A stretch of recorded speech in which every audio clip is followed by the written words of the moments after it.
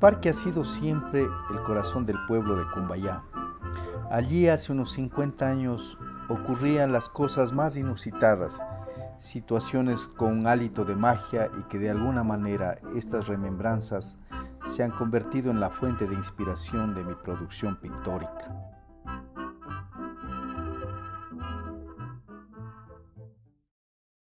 Una de las cosas que gratamente recuerdo de la infancia es una fiesta de verano en honor al santo patrono de la población. Para celebrar a San Pedro se solía quemar chamiza en la calle de tierra, frente a la iglesia, y allí se bailaba al son de la banda y el crepitar de las chilcas. Ocurrió que entre el alborozo de los asistentes, las llamaradas y la quema del castillo, aparecieron unos diablillos que saltaban el fuego y que, en ese claroscuro de la noche, correteaban a través de la gente, haciendo sus travesuras. Uno de ellos, bastante pequeño, vino y se posó frente a mi diminuta humanidad. Llevaba una máscara llena de colores y tenía unos ojos muy grandes. Me quedó mirando con ese rostro hierático mientras movía la porra, y yo me llevé un susto porque parecía un monstruo amenazante. Me replegué en las faldas de mi madre y ella sintió mi temor y hasta me pidió que me tranquilizara porque tan solo se trataba de payasos. Debía haber tenido unos 3 o 4 años y esa fue la primera vez que veía uno de estos personajes. Nunca antes los había visto, ni siquiera en fotografías. En el mes de junio también había baile de tejido de cintas, multicolores, y eso me deleitaba hondamente.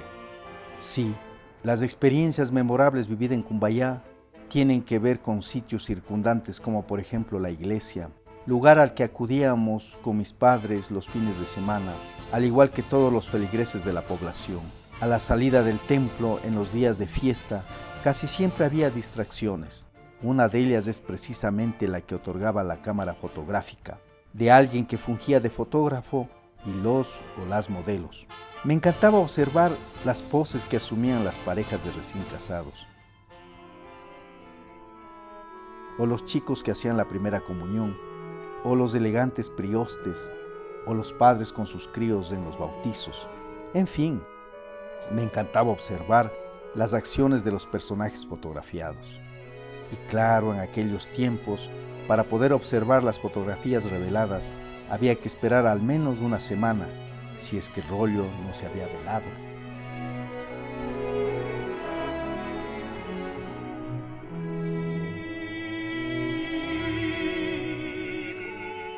¿Y qué decir de la escuela en donde cursé los 6 años de primaria?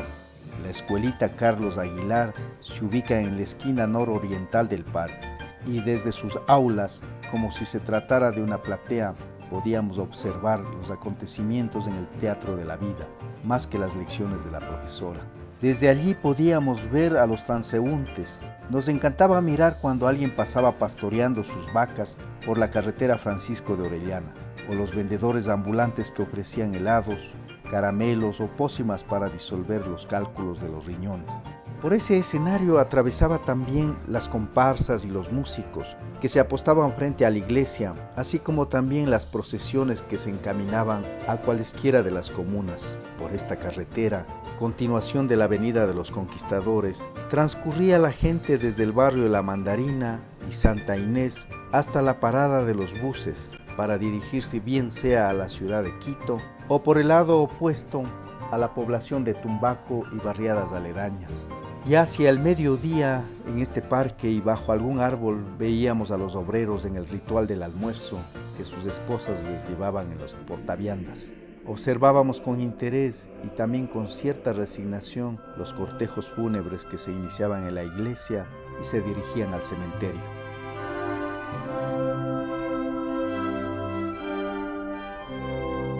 En este punto, aunque estaba en las afueras de Cumbayá, quiero mencionar al Colegio Salesiano San Patricio, institución en la que cursé el ciclo básico. Allá fuimos tan solo unos pocos estudiantes que habíamos acabado la primaria, que queríamos hacer algo más que la crianza de los animales y la producción de los cultivos agrícolas. San Patricio, que ya no existe, pero tengo un memorable recuerdo porque, entre otras cosas, la distancia me hizo conocer varios sectores localizados en el trayecto. y también porque allí fue en donde realicé mi primera muestra de acuarelas. En mi camino a casa, uno de los lugares que a veces atravesaba era el Hogar Cristo Rey, colegio de corte y confección a donde asistía un buen grupo de muchachas. Me encantaba este lugar porque allí había un huerto inmenso con buena variedad de frutos.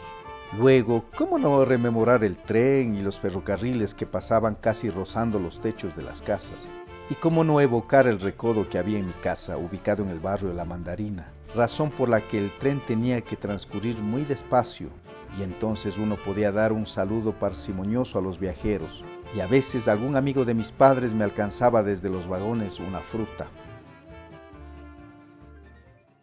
En esta narración hay que recordar también al jefe de la estación del tren, quien era el encargado de vender los boletos y era algo así como uno de los prohombres del pueblo, razón por la que desfilaba en los días cívicos en primera fila, codo a codo, junto al director de la escuela, al teniente político y al curita de la parroquia.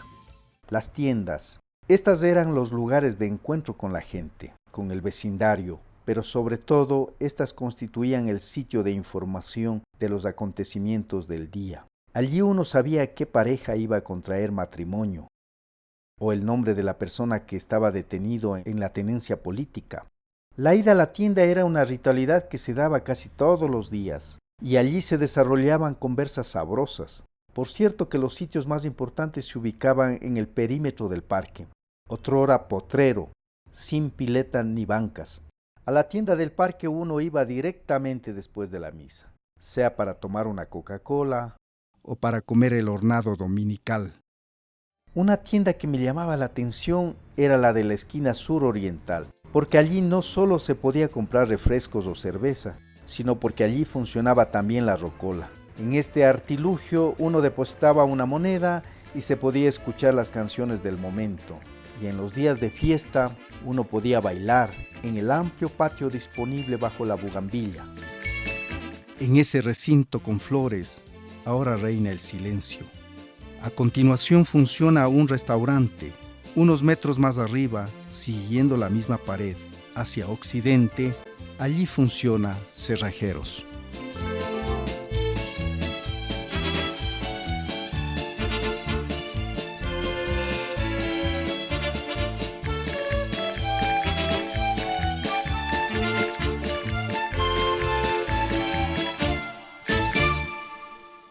De las actividades debo reconocer que no eran muchas. La vida transcurría como en cualquier paraje andino. La gente se dedicaba a la siembra, al cuidado de sus cultivos y luego a la cosecha. Todo eso era muy lindo y me encantaba mirar el trabajo que se impartía en Minga. Ahora eso ya no existe. Más bien en los huertos familiares de otrora se erigen viviendas multifamiliares o también mansiones. La población de Santa Inés, por ejemplo, estaba conformada por huasipungueros que habían sido empleados de la hacienda, la que dio origen al nombre de este barrio. Ellos, una vez que quedaron libres de la sujeción a su patrono, se dedicaron a producir la tierra y todo lo hacían mancomunadamente, empezando por la edificación de sus viviendas que generalmente eran de barro y de diseño casi similar. A la distancia, después de más de 50 años de existencia, he logrado recopilar una serie de fotos que dan cuenta de este accionar de sus habitantes. Por cierto, nunca tuvimos, como suele ocurrir en otros parques, el fotógrafo ambulante que, con su trípode y su cámara de fuelle, estuviere presto a testimoniar estos pequeños acontecimientos. No, nunca tuvimos un fotógrafo oficial.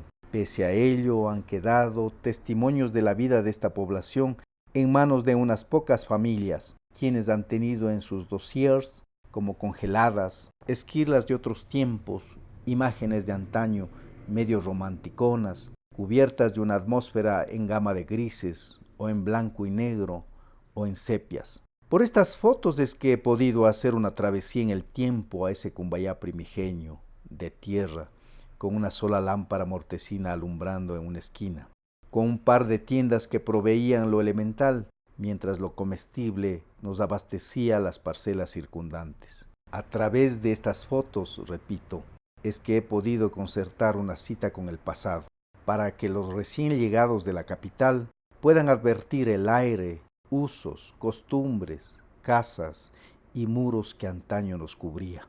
Han pasado muchos años y ahora arribo al centro del parque tratando de recuperar esas imágenes de las casas, las fiestas, los personajes que merodeaban el pueblo y también los ilustres padres de la patria que de cuando en cuando venían a visitarnos.